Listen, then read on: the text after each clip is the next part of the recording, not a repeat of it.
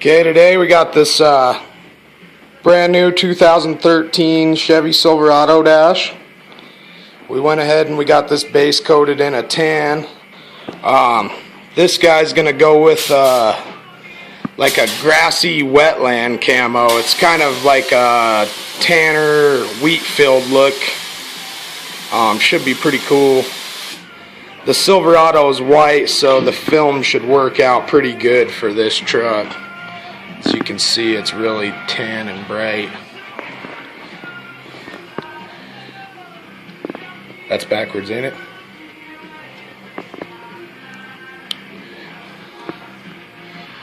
Alright, here we go.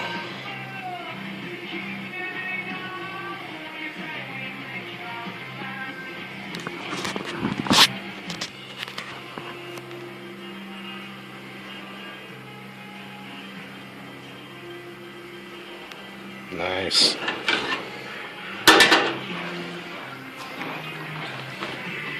Kick this pump on. See how this one turned out here.